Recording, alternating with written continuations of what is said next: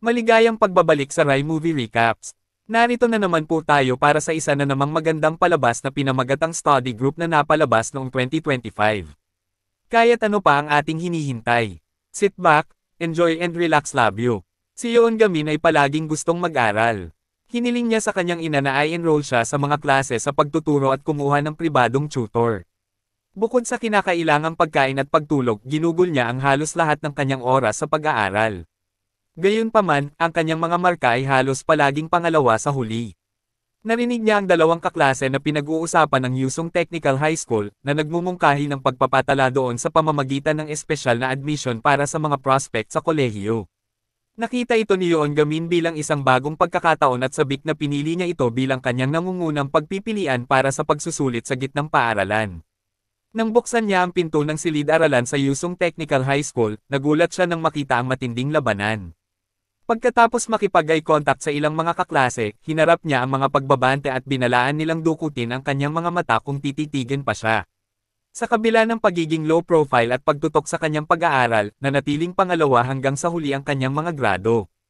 Nagsimulang suriin ni Yoon Gamin ang mga dahilan ng kanyang mahinang pagganap at nagpa siya na bumuo ng isang grupo ng pag-aaral upang subaybayan at hikayatin ang pag-unlad ng bawat isa. Naalala niya ang kaibigan ng kanyang ina, pinayuhan ito na hayaan siyang sumali sa isang grupo ng pag-aaral, na napansin na ang kanilang anak ay bumuti ng malaki sa pamamagitan ng pagbuo nito. Muling nabuhayan ng pag-asa, nag-apply si Yoon Gamin na sumali sa ilang grupo ng pag-aaral, ngunit tinanggihan dahil sa kanyang mababang mga marka at kinutya pa siya sa kanyang likuran. Napagtanto na maaaring mas madaling muling magkatawang tao kaysa sa pagbutihin sa pamamagitan ng pagsali sa isang grupo, nagpa siya siyang lumikha ng kanyang sariling grupo ng pag-aaral. Nilapitan niya si Kim Se-hyun, na kilala sa kanyang husay sa pag-aaral, upang magmungkahi ng pag-aaral ng magkasama. Habang nag-uusap sila, hinamon ng isang estudyante na nasa ika-173 na pwesto si Kim Se-hyun sa isang away. Ayaw gumanti ni Kim Se-hyun, ngunit binalaan siya ng kanyang mga kaklase na seryosohin ang laban o harapin ang mga reklamo sa patrol team ng paaralan na humarap sa mga estudyanteng hindi tame time na nakikipaglaban. Pinilit na sumagot, lumaban si Kim Se-hyun ngunit sa kasamaang palad ay natalo. Ang interbensyon ng punong guro ay nagpatigil sa kaguluhan at nagpahayag ng isang bagong guro sa klase. Nagulat si Yoon Gamin nang makita ang bagong guro na si Lee Han Kyung sa entablado na minsan ay naging tutor niya. Kinilala ni Lee Han Kyung ang mga pagsisikap ni Yoon Gamin at naniwala siya sa kalaunan ay magiging mahusay siya sa kanyang pag-aaral. Samantala, hindi pinansin ng mga estudyante sa ibaba ang sinasabi ni Lee Han Kyung. Nagising si Lee Hyun Woo nang umutot ng kaklase habang natutulog at galit na inihagis ang inumin sa pisara. Ang kanyang mga kaklase ay nakatayo sa kanilang mga mesa upang panoorin ang eksena. Si Lee Han Kyung, galit na galit, hinampes ang desk at inutusan ang mga estudyante na maupo. Ngunit walang nakinig hanggang sa hiniling ni Lee Hyun Woo sa lahat na sumunod sa guro. Sa wakas tumahimik ang classroom. Pagkatapos ng klase, lumapit si Yoon Gamin kay Lee Han Kyung para makahabol. Nag-aalalang nagtanong si Lee Han Kyung tungkol sa kanyang kasalukuyang pag-aaral. Tuwang-tuwang ibinahagi ni Yoon Gamin ang kanyang plano na magsimula ng isang study group at binanggit na natagpuan niya ang mga tamang miyembro. Para makasali si Kim Se-hyun. Mula sa araw na iyon, patuloy na sinimulan siyang guluhin ni Yoon Gamin. Si Kim Se-hyun, pagod kay Yoon Gamin na nahihirapan sa problema sa tabi niya, tumayo para turuan siya. Sa kabila ng matigang pagpapaliwanag ni Kim Se-hyun, hindi pa rin maintindihan ni Yoon Gamin. Napagpasyahan ni Kim Se-hyun na si Yoon Gam ay talagang walang pag-asa sa pag-aaral at tumanggi na sumali sa kanyang grupo ng pag-aaral, binabalaan din siya na hindi ito papayagan ni Pai Han-wol. Si Pai Han-wol, na ang ama ay isang malupit na leader ng gang, ay unang nirerango sa Yusung Technical High School, hindi sa akademya, ngunit sa mga tuntunin ng kapangyarihang panlaban. Gumawa siya at nag-update ng sistema ng pagrarango araw-araw upang himukin ang mga mag-aaral na makipagkompetensya. Natagpuan ni Yoon Gam sa hindi ito nauugnay sa mga akademiko. Ipinakita niya ang isang report card na nakita niya. Pinatutunayan ng kahusayan sa akademya ni Kim Se-hyun sa pangalawang pwesto sa mga pagsusulit sa placement ng klase. Pinunit ni Kim Se-hyun ang report card, malupit na tinanggihan ang kahilingan ni Yoon Gamin, at binalaan siya na itigil ang pag-istorbo sa kanya. Pumunta si Kim Se-hyun sa restroom para kumalma. May nakabunggo sa kanya, at siya, nainis na si Yoon Gamin, ay humiling sa tao na umatras, ngunit nalaman niyang si Lee Hyun Woo sa halip ang humingi ng tawad sa pagkakamali. Pagkatapos ay humingi si Lee Hyun-woo ng 200,000 won mula sa kanya kinabukasan. Si Kim Se-hyun ay mukhang nababalisa at nahaharap sa panliligalig. Nang siya ay nawala ng pag-asa, si Yoon Gamin, na nakasuot ng maskara at may hawak na pamatay ng apoy, ay sumugod at iniligtas siya. Ilang minuto matapos iligtas, hinarang sila ni Lee Hyun-woo na may kasamang club. Hiniling ni Lee Hyun-woo na malaman kung sino ang nagligtas sa kanya. Inangkin ni Kim Se-hyun ang kamangmangan. Pagkaraan, muling nagpakita si Yoon Gamin na nakamaskara, sinipa ang club, at pinatay si Lee Hyun-woo. Si Yoon Gamin ay palaging naniniwala na ang isang malakas na pangangatawan ay humahantong sa magagandang grado, isang paniniwalang pinanatili niya mula noong ikatlong baitang sa pamamagitan ng pag-eehersisyo araw-araw. Dahil sa pagod, umuwi si Kim Se-hyun upang harapin ang kanyang alkohol na ama, na iginiit na matuto siya ng welding pagkatapos ng graduation at ibinasura ang kolehiyo bilang isang pag-aaksaya ng pera. Si Kim Se-hyun ay palaging mahusay sa kanyang pag-aaral, ngunit ang kanyang pangarap na pumasok sa universidad ay walang suporta at pangunawa mula sa sinuman. Sa utos ng kanyang ama, nagatubili siyang sumuko sa pag-aaral sa isang nangungunang mataas na paaralan at pinili ang isang bokasyonal sa halip. Natuklasan ni Lee Hyun-woo na si Yoon Gamin ang taong nakamaskara na nagpatamba sa kanya. Galit na galit, nilinis niya ang silid-aralan at kumuha ng lighter, balak niyang sunugin ang mga study note na ibinigay ni Kim Se-hyun kay Yoon Gamin. Nang makita ito, si Yoon Gam ay nagmamadaling kunin ang mga notes at pinatumba si Lee Hyun, pinatay ang apoy gamit ang kanyang mga kamay, kahit na ang mga tala ay napinsala ng husto. Galit na galit, tiyak na tinalo ni Yoon Gam si Lee Hyun-woo, na walang lakas para lumaban. Inihagis ni Lee Hyun-woo ang kanyang nasusunog na backpack kay Yoon Gam. Na mahinahong sinipa ito pabalik sa mga braso ni Lee Hyun-woo. Ang balita tungkol sa pagkatalo ni Yoon Jong-min sa isa sa nangungunang 10 manlalaban, si Lee Hyun-woo, ay mabilis na kumalat sa buong paaralan, na nagdulot ng kaguluhan sa mga estudyante. Hindi pinapansin ang mga reaksyon, dinala ni Yoon Gamin ang mga nasunog na tala kay Kim Se-hyun, sinisisi ang kanyang sarili sa hindi pagprotekta sa mga ito. Si Kim Se-hyun, nang makita ang kanyang nasusunog na mga kamay at nabalisa, ay itinapon ang mga tala sa basurahan, ngunit pagkatapos ay pumayag na sumali sa grupo ng pag-aaral. Nang magdiwang si Yoon Gamin, sumugod si Lee Han-kyung, pinatay ang nasusunog na backpack, at hinikayat ang lahat na umalis. Huli na, gayunpaman, nang dumating ang vice principal kasama ang mga awtoridad sa edukasyon. Upang patahimikin ang mga opisyal, nagpasya siyang magpulong ng komite sa pagdidisiplina para patalsikan si Yoon Gamin. Nang malapit nang umalis ang mga opisyal, nagsalita si Lee Han-kyung na iginiit na ang tunay na isyo ay sa paaralan, hindi kay Yoon Gamin. Nanabuli at gumanti dahil sa pangangailangan. Nabanggit niya na sa kanyang 2 araw sa Yusung Technical High School, ang away ay mas karaniwan sa mga estudyante kaysa sa pag-aaral. Kinikilala si Lee Han-kyung bilang guro na nanguna sa pagsusulit sa recruitment noong nakaraang taon, ngunit hindi nag-ulat para sa tungkulin, na naging dahilan upang makonsela ang kanyang appointment. Tinanong siya ng pinuno kung paano niya babaguhin ang paaralan. Binanggit ni Lee Han-kyung ang ideya ni Yoon Gamin ng isang study group, at iminungkahi ang pagpapatupad ng patakarang ito. Nagpakita ng interes ang pinuno at pumayag na payagan sina Lee Han-kyung at Yoon Gamin na magtatag ng grupo ng pag-aaral ng magkasama. At tubiling pumayag ang bise-punong guro, ngunit itinakda na dapat silang magtipon ng 5 miyembro sa loob ng 2 linggo upang makilala bilang isang opisyal na club. Nagpost sina Yoon Gamin at Kim Se-hyun ng mga recruitment notice sa paligid ng paaralan para maghanap ng mga miyembro para sa kanilang study group. Lumipas ang 2 araw na walang ni isang rehistro. Samantala, kumalat ang tsismis tungkol sa walang hirap na tagumpay ni Yoon Gamin laban kay Lee Hyun-woo. Binabrand siya bilang isang nakakatakot na manlalaban. Isang batang lalaki ang pumangatlo sa labanan sa kanilang baitang ay hindi naniwala sa mga chismis at, sa kabila ng pagtatangka ng iba na pigilan siya, hinamon si Yoon Gamin. Sa pag-aakalang interesado ang batang lalaki na sumali sa grupo ng pag-aaral, malugod siyang tinanggap ni Yoon Gamin at bumaling upang kumuha ng application form. Habang umaatake ang bata, si Yoon Gamin, na nakatuon sa paghahanap ng porma, ay madaling nakaiwas sa mga suntok ng hindi namamalayan. Binuksan ni Yoon Gamin ang isang kabinet para sa isang bagong anyo, hindi sinasadyang natamba ni Yoon Gamin ang batang lalaki gamit ang pinto ng kabinet, nakalimutan ang nangyari.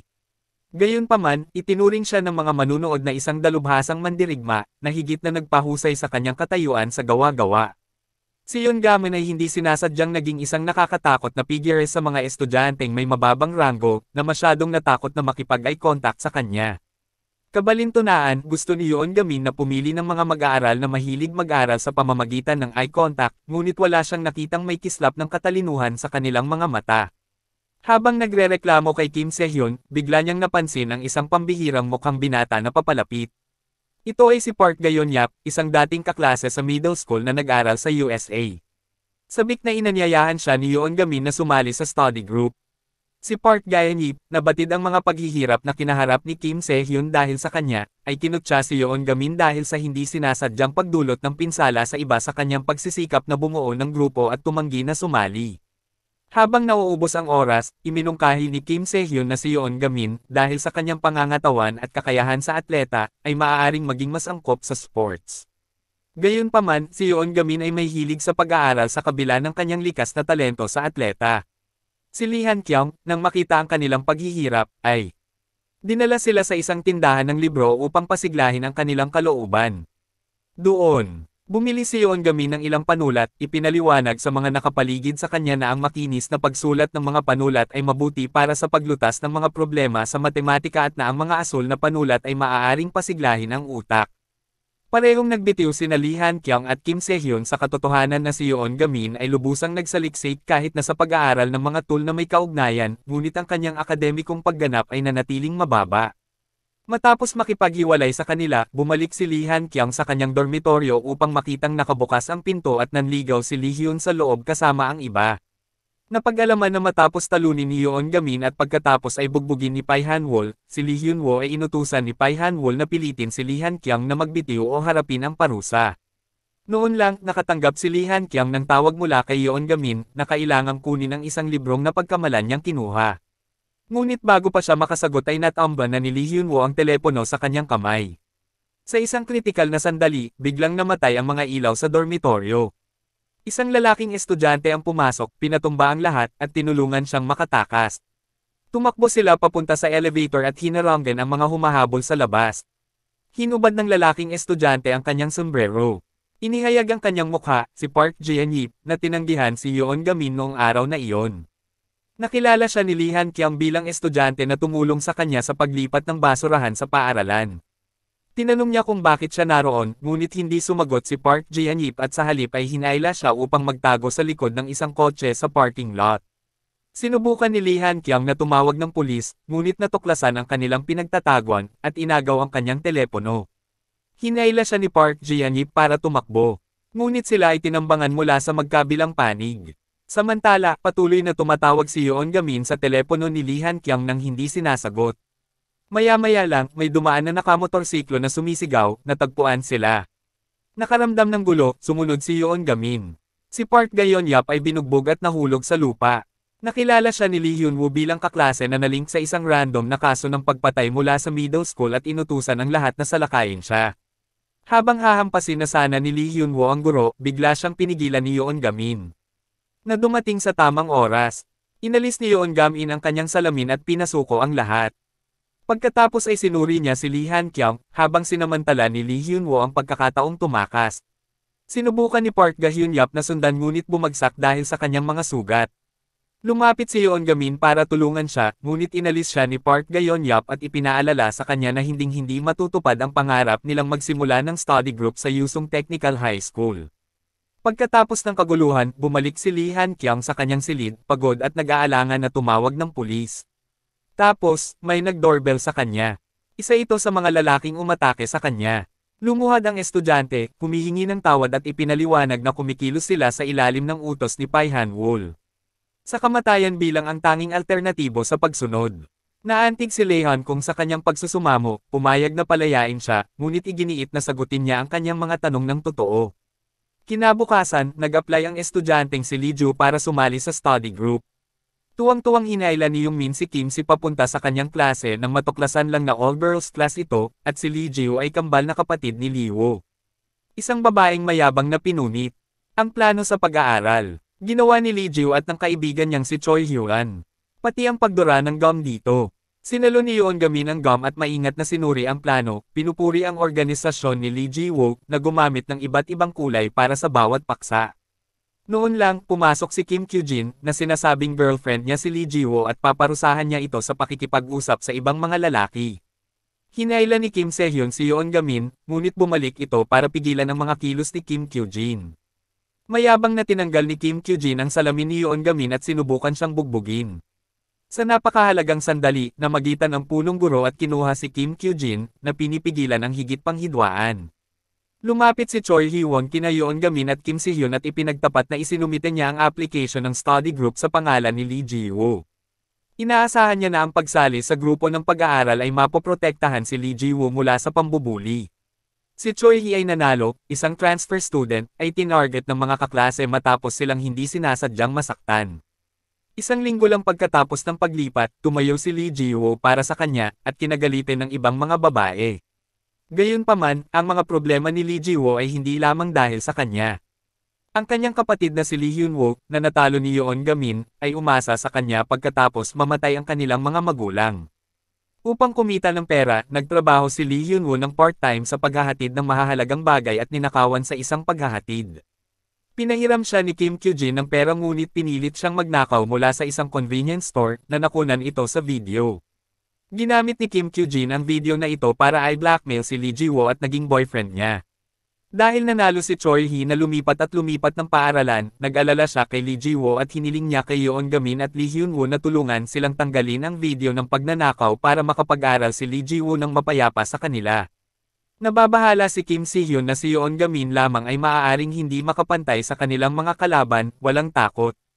Nakipaglaban si Yoon Gamin na kunin ang isang USB drive na naglalaman ng video na nakasaksak sa isang computer. Hinayaan ni Yoon Gam ang sarili na itumba ni Kim Kyujin para makalapit sa computer, saka mabilis na kinuha ang USB. Nang tumayo siya at ibinagsak si Kim Kyujin, pumasok ang tatlo pang miyembro at nakipagbuno kay Yoon Gam na kumapit sa USB.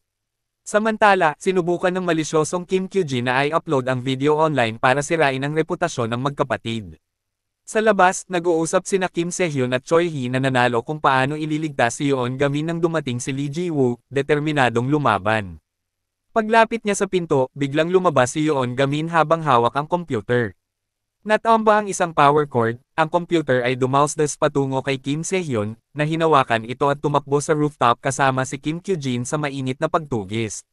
Na corner, itinapon ni Kim Se-hyun ang computer sa bubong upang maiwasang magamit ang video. Galit na galit, kumilos si Kim Kyujin upang salakayin siya, ngunit si Lee Ji-woo, nang walang pag-aalinlangan, ay hinarap siya sa lupa. Sinubukan muli ni Kim Kyujin na umatake, ngunit nasukol ito ni Lee Ji-woo sa isang wrestling move. Habang inalis ng head teacher si Yoon Gam, nahulog ang USB sa lupa. Sumenya siya kay Choi Hee na nanalo para i-secure ito. Akmang kukunin na niya ito, hinawakan ito ng isang babaeng kulot ang buhok, sa pag-aakalang kay Kim Kyujin iyon, at balak niyang ibalik. Nanalo si Choi Hee, inipon ang kanyang lakas ng loob, sinigawan at sinisingil ang babae, matagumpay na nakuha ang USB. Pinuri ni Lee Ji-woo ang kanyang katapangan, tinulungan siyang tumayo, at nagbahagi sila ng ngiti. Biglang sumulpot si Lee Hyun-woo. Ibinunyag na nalaman niya mula kay Pai Han-wol na ang magnanakaw na nagnakaw ng pera ay si Kim Kyujin, na nagsagawa ng buong insidente para lang ipahiram sa kanya ang ninakaw na pera. Tinukso din siya ni Kim Kyujin na magnakaw ng pera sa isang supermarket at pagkatapos ay gamitin ang video ng pagnanakaw para i-bully si Lee Ji-woo. Inabot ni Pai Han-wol si Lee Hyun ng kutsilyo, na nag-udyok sa kanya na makipag-score kay Kim Kyujin. Tinangka ni Lee Hyun-woo na saksakin si Kim Kyujin. Ngunit sa halip ay nasugatan si Lee Han-kyung. Si Lee Han-kyung, na nagsaliksik sa sitwasyon ng pamilya ni Lee Hyun-woo at alam na sila ng kanyang kapatid na babae ay umaasa sa isa't isa, hinawakan ang kanyang braso at inaliw siya, na nangakong tutulong. Binisita ni Lee Ji-woo ang nasugatan na si Lee Han-kyung at humingi ng tawad sa ngalan ng kanyang kapatid. Sinamantala ni Lee Han-kyung ang pagkakataon para hikayatin siyang sumali sa study group. Sinabi rin sa kanya ni Choi Hee-won na nagpasya siyang huwag lumipat ng paaralan at gusto niyang sumali sa study group kasama niya.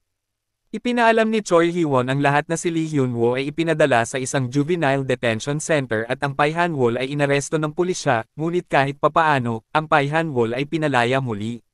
Samantala, may naghamon kay Yoon Gamin sa baba.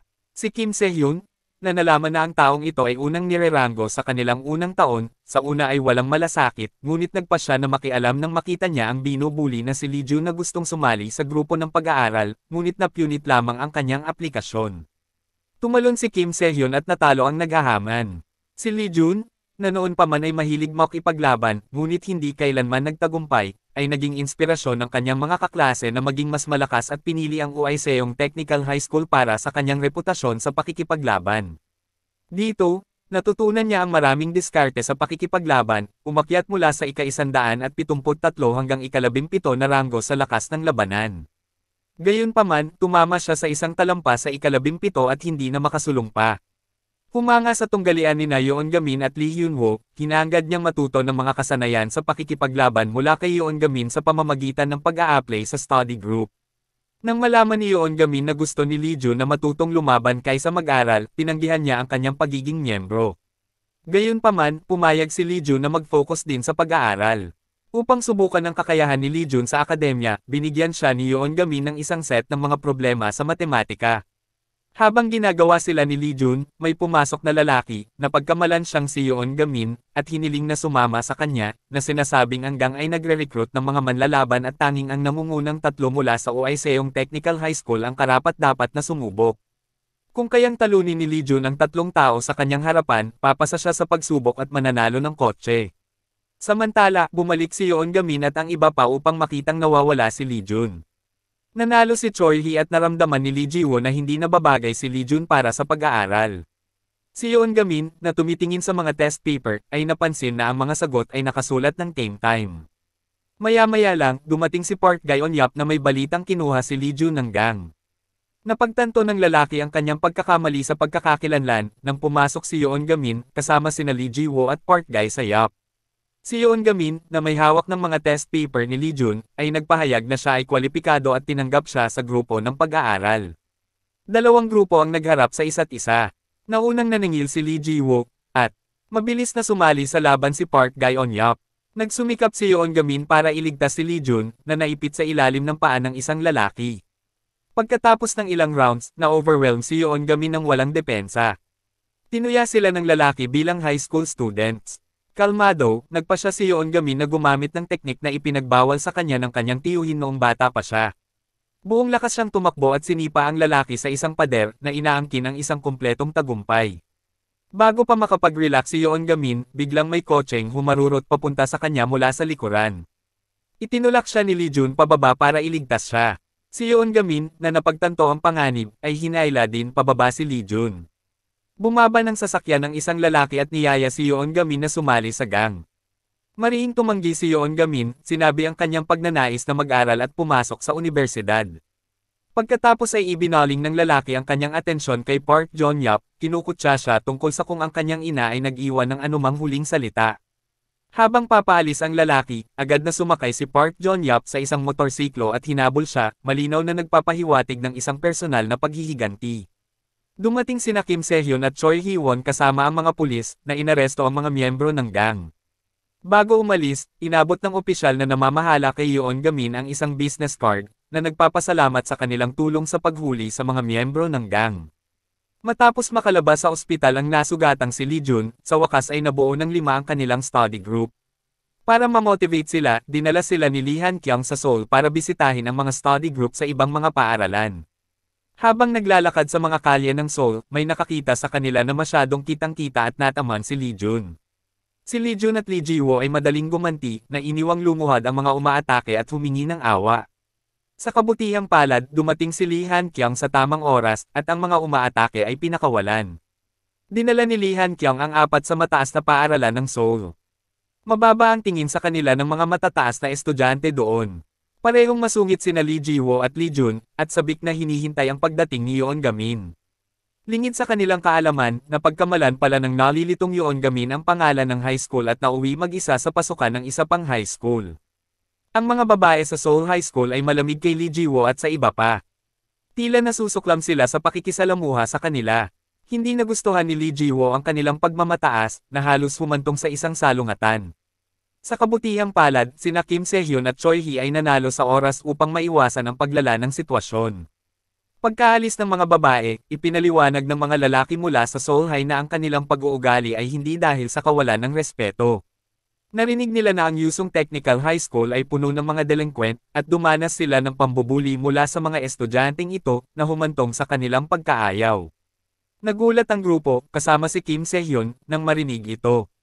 Palibhas ay mahirap paniwalaan na ang mga ganitong insidente ay maaaring mangyari sa mataas na paaralan ng Seoul. Ibinunyag ng mga lalaki na ang mga nananakot ay hindi mula sa kanilang paaralan, ngunit mula sa kalapit na mataas na paaralan.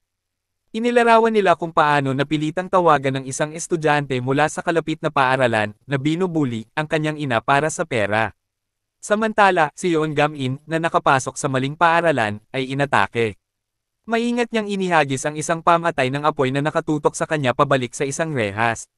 Nagulat ang mga bully sa ingay ng scuffle sa labas at nadatnan nilang natatalo ang mga kasamahan nila sa lupa ng suriin. Nagawa ng nabuli na estudyante na tawagan ang kanyang ina ng masupol ni Yeon Gamin ang isa sa mga bully na humantong sa estudyante na bawiin ang kanyang kahilingan para sa pera. Ibinalik ni Yeon Gamin ang baso sa estudyante at nakatanggap ng tawag mula kay Kim Se-hyun at iba pa na nagpaalam sa kanya na nasa katabing paaralan siya. At tinanong kung nakita niya ang binubuli na si Yoo Junmin, miyembro din ng Seoul High Study Group. Mabilis na kinilala ng estudyante ang kanyang pagkakakilanlan, at dali-dali silang umalis sa pinangyarihan, batid na mas mapanganib na mga individual pa ang lumitaw. Maya-maya lang ay nagpakita na ang leader ng mga bully, at nagawa rin siyang talunin ni Yeon Gamin. Kasunod ng insidenteng ito, nakita ng grupo ng pag-aaral sa Seoul High sina Yeon Gamin at Yoo Junmin sa isang bagong liwanag, na nagbabahagi ng kanilang sariling mga karanasan sa pag-aaral.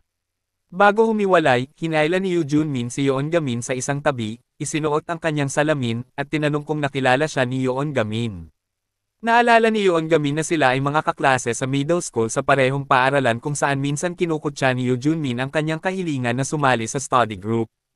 Humingi ng paumanhin si Yoo Junmin sa kanyang nakaraang pag-uugali at kinilala na sa dedikasyon ni Yeon Gamin, posible na makamit ang pinakamataas na ranggo sa paaralan o maging sa bansa.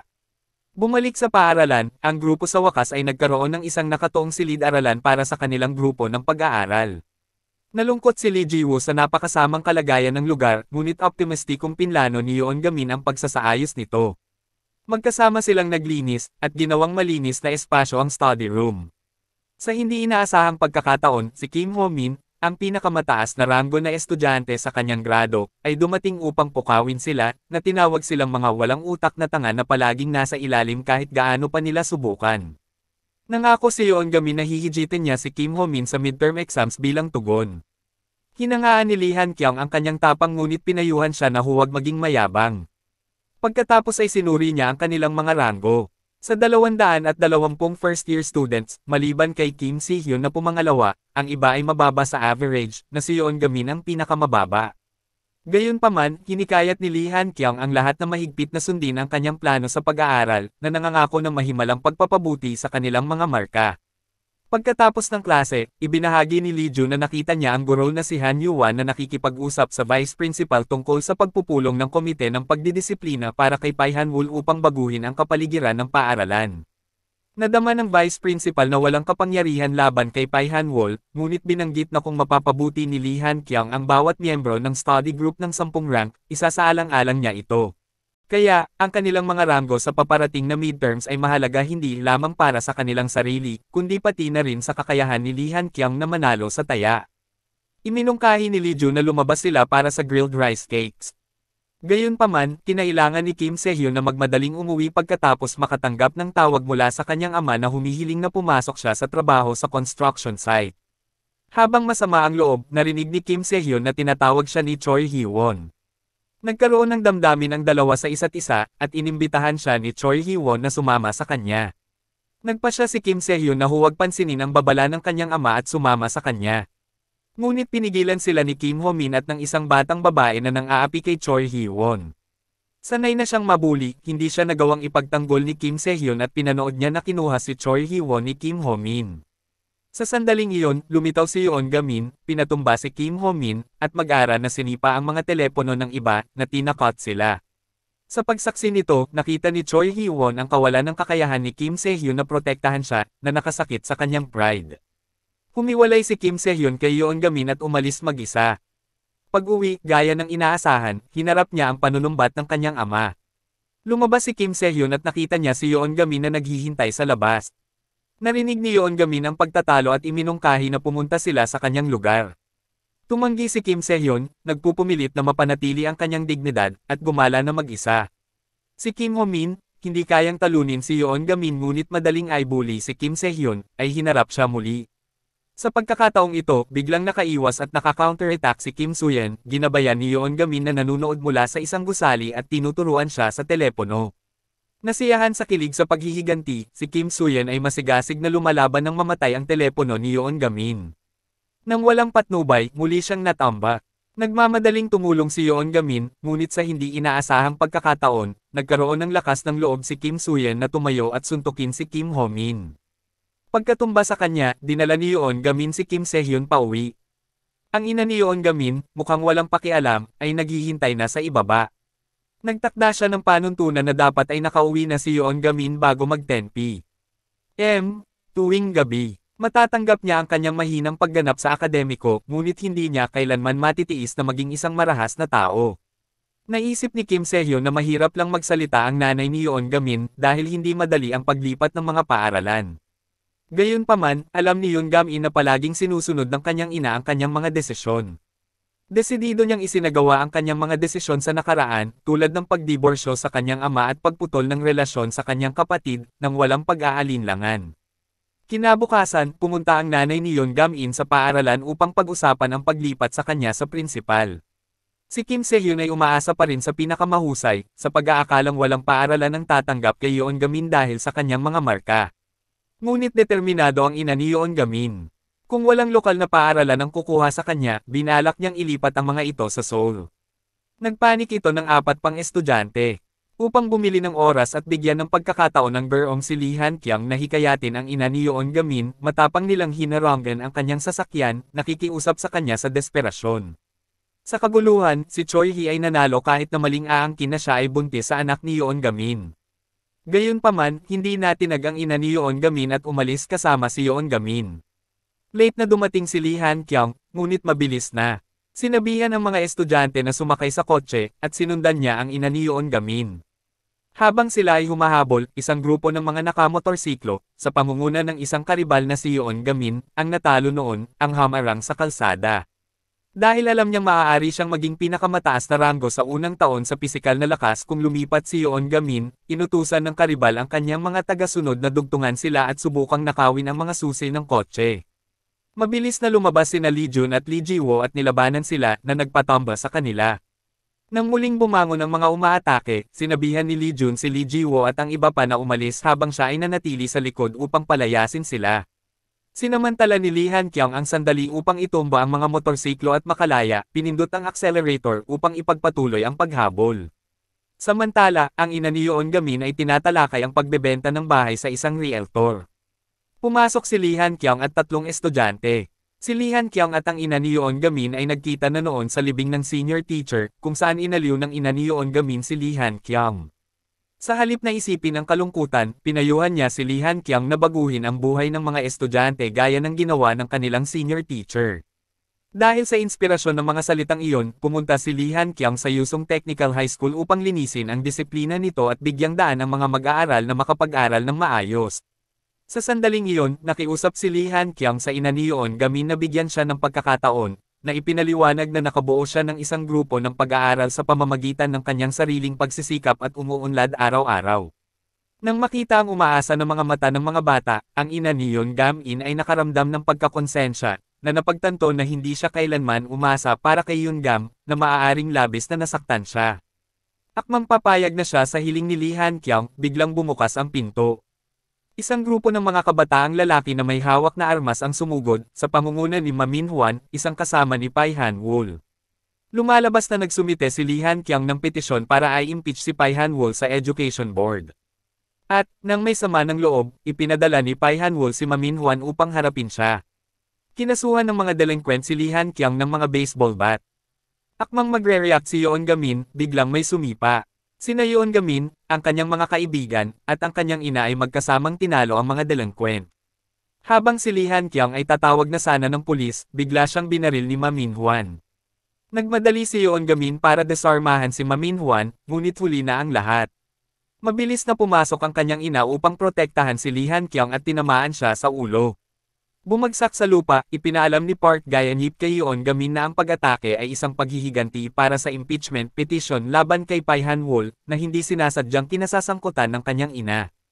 Pinayuhan niya si Yoon Gamin na huwag basta-basta maghiganti laban kay Pai Han dahil may 3 bodyguard si Pai, pawang mga senior na estudyante, kaya mahirap silang talunin.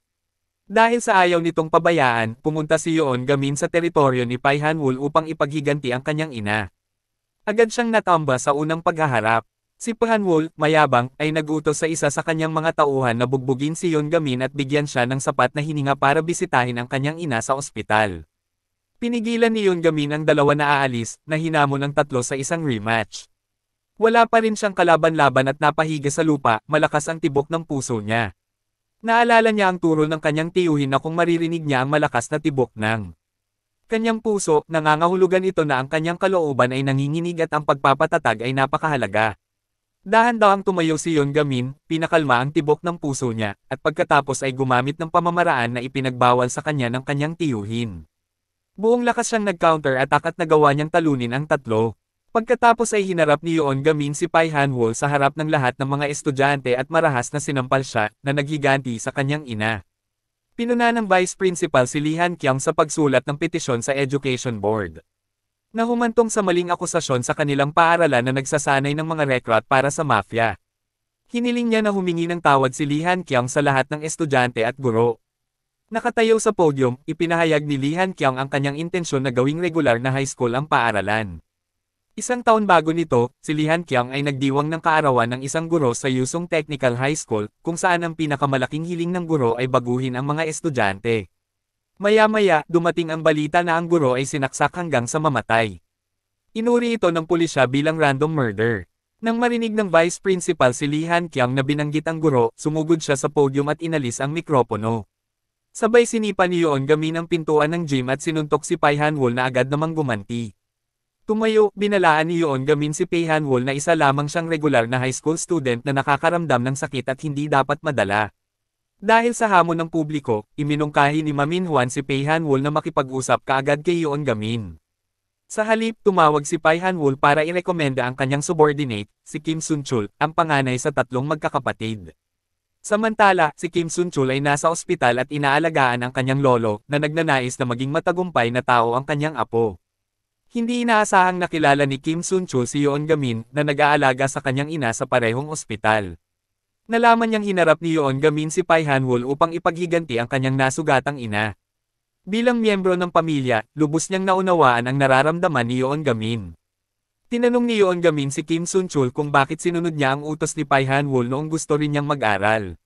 Sa kanilang pag-aaway, napansin ni Yoon Gamin ang notebook ng bokabularyo ni Kim Sun-chul at napagtanto niyang kapareho niya ang pagnanais na matuto. Pakiramdam ni Kim Sun-chul ay nagbitiw, alam na ang pag-aaral ay para makakuha ng magandang trabaho, ngunit ang pagsama kay Pai Han-wol ay maaaring humantong sa isang malaking trabaho sa kumpanya, lalo na't siya ay nasa kanyang senior year na may limitadong oras sa pag-aaral. Noon lang, nakatanggap ng tawag si Kim Sun-chul mula sa kanyang kasabwat, si Lee De-chul, na nagbabala sa kanya na magtago habang hinahanap siya ng mga miyembro ng gang. Habang nag-uusap sila, may lumabas na 2 miyembro ng gang. Nang makita ang kaba na ekspresyon ni Kim Sun-chul, kinwestiyon ni Yoon Gamin ang kanilang intensyon. Para protektahan si Yoon Gamin, sinabi ni Kim Sun-chul na hindi siya kilala, at kinuha siya ng mga miyembro ng gang. Nagring ang telepono ni Kim Sun-chul, at nakita ni Yoon Gamin na ito ay isang tawag mula sa kanyang lolo. Pumunta siya sa kwarto ng ospital para tulungan ang matanda sa mga sagot sa pagsusulit. Tuwang-tuwa ang lolo na nakakuha ng 4 na tanong na tama. Isa pa kaysa sa nakaraang araw. Ang pagsulong sa bawat araw ay isang masayang okasyon. Kinabukasan, lumabas ang balita na natagpuan ng mga pulis ang isang bangkay ng lalaki na pinagsasaksak hanggang sa mamatay. Isang high school senior mula sa kalapit na middle school ang kinilala bilang sospek. Mabilis na nakilala ni Kim Se-hyun at ng iba pa ang taong nakunan sa CCTV na nakasuot ng school uniform bilang Kim Sun-chul. Tinanong ng officer in charge si Yoon Gamin tungkol sa pagkikita ni Kim Sun-chul sa ospital noong nakaraang gabi na kinumpirma ni Yoon Gamin. Pagkatapos ng paaralan, nanlumo si Yoon Gamin at napansin ni Kim Se-hyun ang kanyang hindi pangkaraniwang pag-uugali.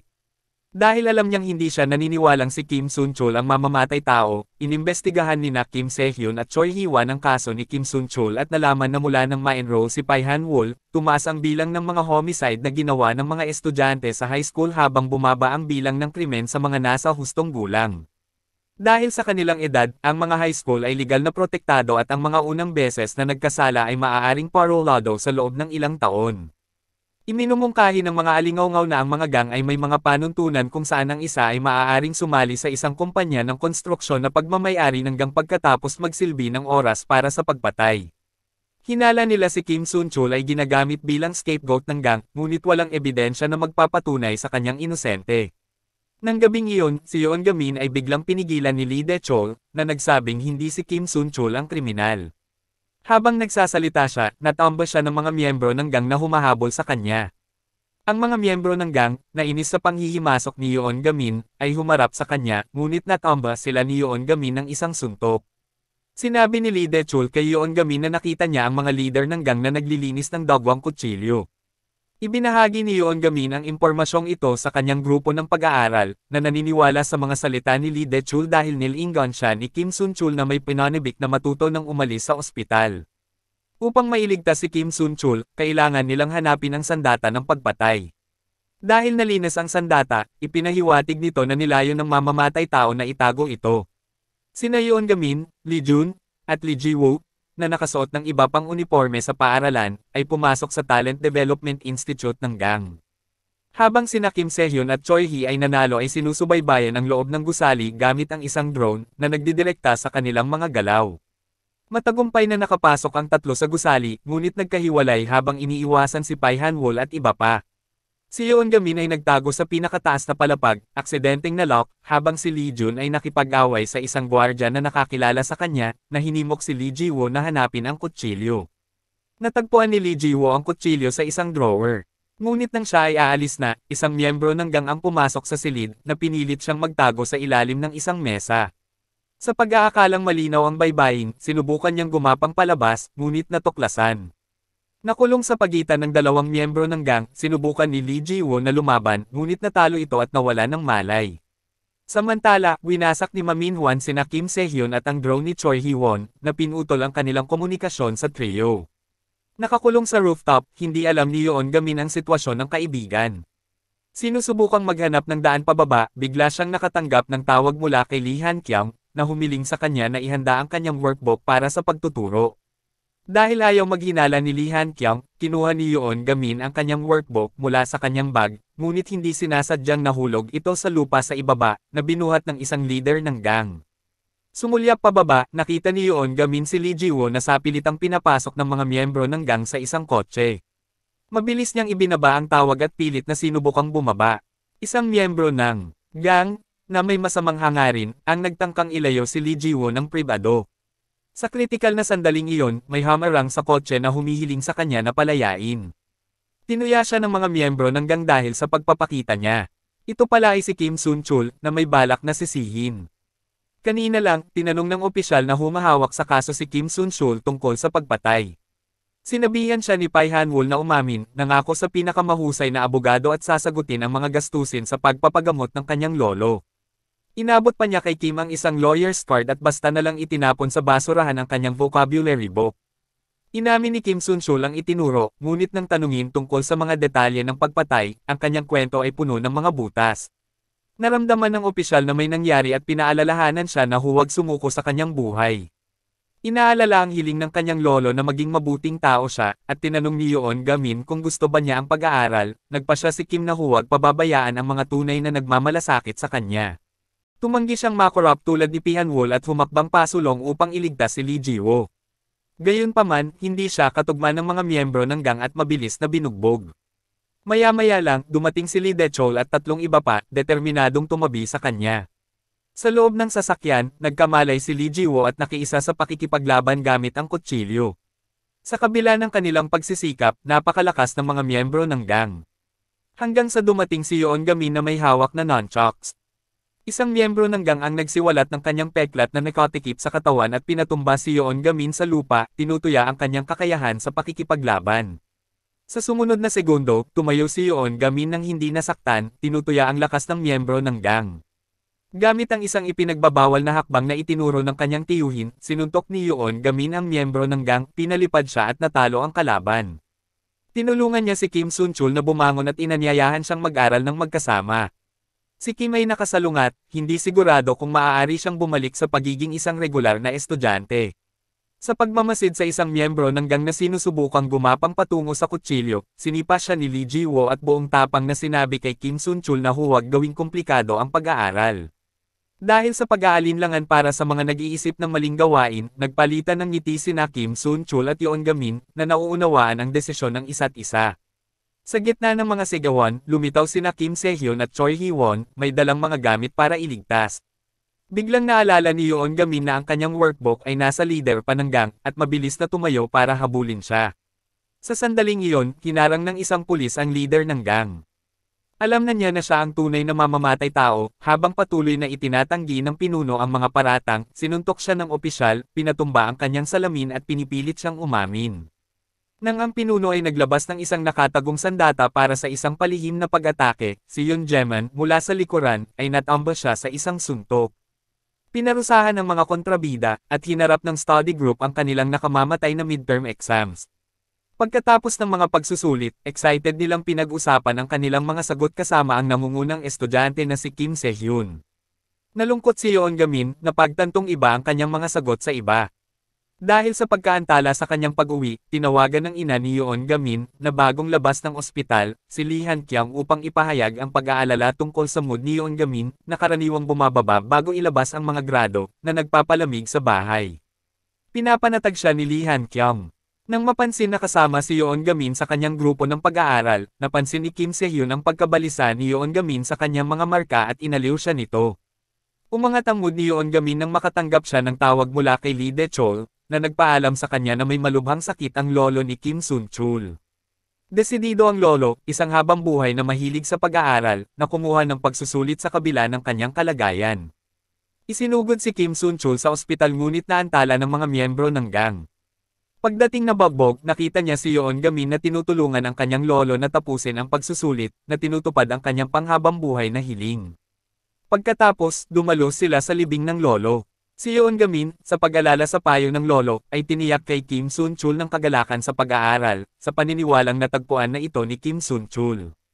Binuksan ni Kim Sun-chul ang aklat ng bokabularyo ng kanyang lolo, nagpapasalamat kay Yoon Gamin sa pagtupad sa huling hiling ng kanyang lolo at pagtulong sa kanya mula sa kawalan ng pag-asa. Nangako siyang akuhin ang responsibilidad para sa kanyang buhay. Kasunod ng libing, inilabas ang mga resulta sa kalagitnaan ng termino. Unang nakapunto si Kim Se-hyun sa kanyang baitang, at ang iba ay tumaas din ng malaki. Ang pinaka-nakakatuwa ay ang pag-angat ni Yoon Gamin mula ika-220 hanggang ika-209. Si Lee Han-kyung, na may pinabuting mga marka ng grupo, ay lumapit sa vice principal. Ipinapaalala sa kanya ang kanyang pangako na magpatawag ng isang komite sa pagdidisiplina laban kay P. Han-wol. Di nagtagal, isang paunawa tungkol sa pagpupulong ng pagdidisiplina para kay P. Han-wol ay naipost sa paaralan.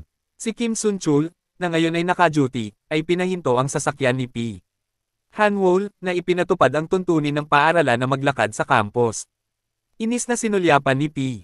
Han-wol ang study group na may nakamamatay na tingin.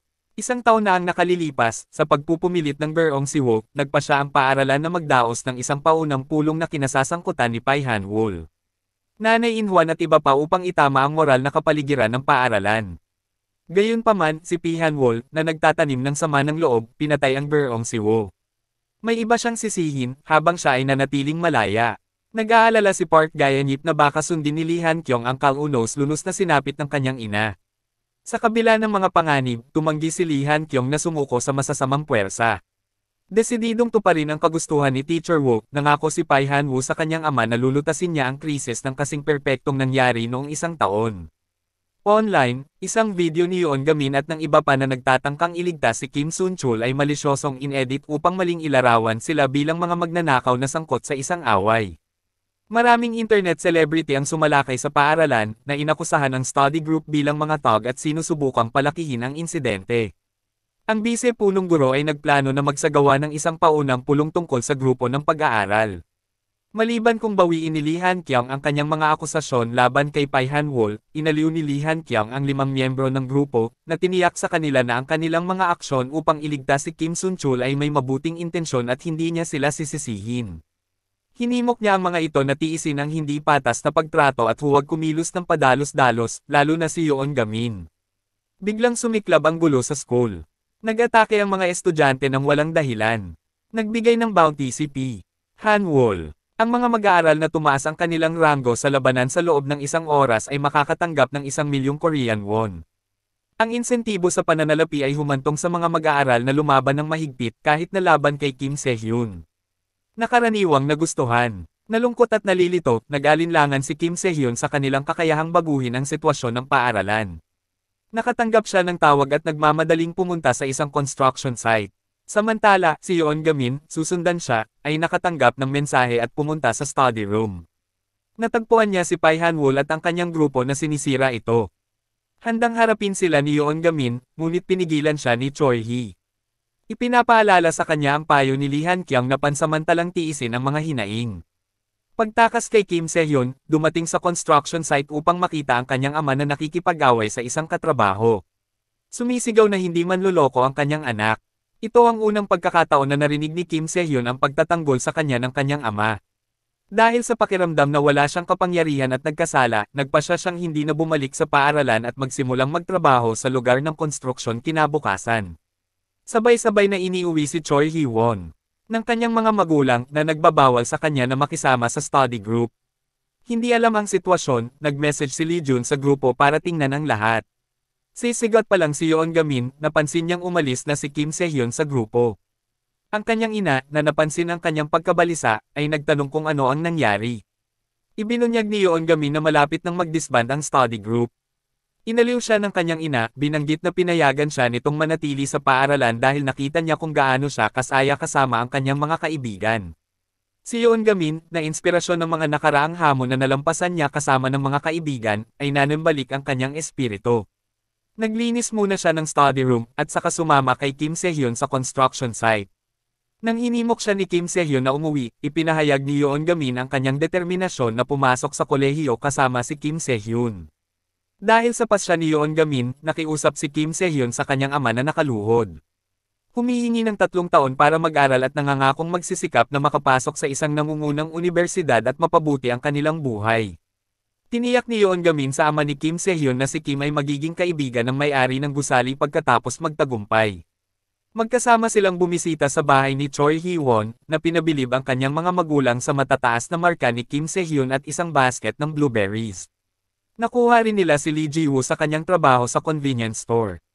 Tuwang-tuwa si Lee Jun nang makitang sumama muli si Kim Se-hyun sa group chat dahil nakaligtas ang study group sa banta ng pagka-disband.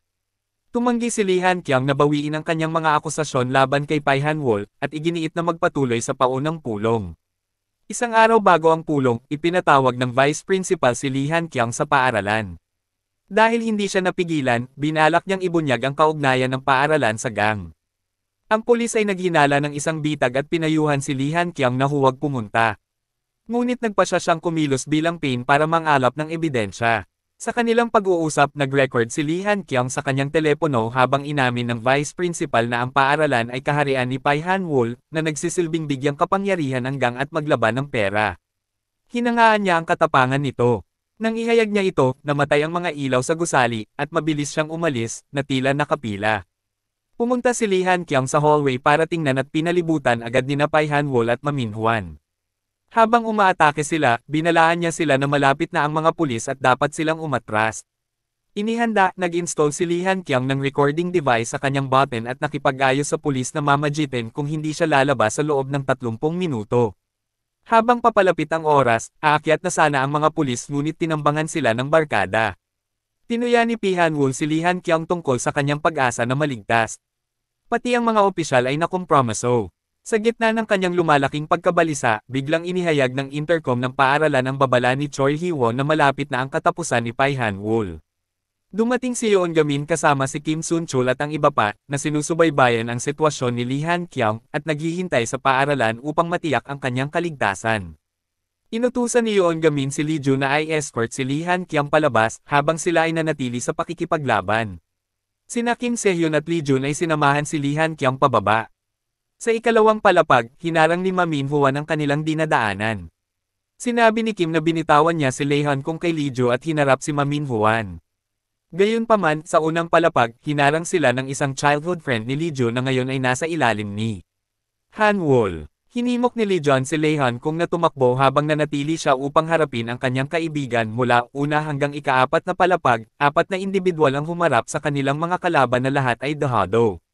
Si Lee Ji-woo ang unang lumaban, pinalo ang isang matipunong kalaban. Pagkatapos ay nakipagtulungan siya kay Kim Sun-chul, na ginawang tagumpay ang 2-2 labanan. Si Lee Jun, na bumunot ng kutsilyo sa kanyang dibdib, ay mabilis at tiyak na nagpabagsak sa isang kaibigan. Samantala si Kim Sehyun ay hinabol ni Ma Minhwan, na may baril. Hanggang sa naubusan ng bala si Ma Minhwan ay hinarap siya ni Kim Sehyun. Natutunan niya ang mga kasanayan sa pakikipaglaban mula sa ina ni Yoon Gamin at determinado siyang huwag sumuko. Nang mapagod si Ma Minhwan, umatake si Kim Sehyun, pinuntirya ang kanyang mahinang lugar at sa wakas ay pinatumba siya sa isang uppercut. Sa ibaba, lahat ng iba ay nanalo sa kanilang mga laban, naiwan lamang sina Pai Han-wol at Yoon Gamin. Sa kabila ng paulit-ulit na pagkakatamba, si Yoon Gamin, tinutuyan ni Pai Han-wol na wala siyang mababago at hindi mailigtas si Lee Han Kyung, ay nagpumigla sa kanyang mga paa at gumamit ng isang malakas na hakbang na ipinagbabawal ng kanyang tiyuhin upang talunin si Pai Han-wol. Kasabay nito, si Lee Han Kyung, na nakatakas, ay hinarang ng mga miyembro ng gang. Nanghihinayang na hindi siya makapagpadala ng mas naunang recording, si Choi Hee-won ay lumitaw sa tamang oras kasama ang isang grupo ng mga lalaking estudyante na kumbinsido na protektahan ang kanilang guro, na humantong sa isang matinding sagupaan kung saan nanalo si Choi Hee na protektahan si Lee Han Kyung. Kinabukasan, nagwagi si Lee Han Kyung, matagumpay na nagdaos ng paunang pulong. Si Pai Han-wol ay pinatalsik sa paaralan matapos siyang i-record ni Lee Han Kyung na umamin sa pagpatay kay Teacher Woo. Inaresto ng pulisya si Pai Han-wol. At pinarusahan din ng vice principal dahil sa pakikipagsabuatan. Ang Yusung Technical High School sa wakas ay naging katulad ng isang normal na paaralan. Tinalakay ng mga miyembro ng pangkat ng pag-aaral ang kanilang mga pangarap sa hinaharap at nais na karera. Si Yoon Gamin lang ang nagkaroon ng simpleng panaginip. Ang pag-aaral sa universidad, pagpapahalaga sa pinaghirapan na pagkakataong pang-edukasyon, at paniniwala sa paglikha ng mga pagkakataon upang makamit ang kanyang mga pangarap kahit na sa pinakamahirap na kalagayan. At dito na nga nagtatapos ang palabas na study group. Maraming salamat sa panunood.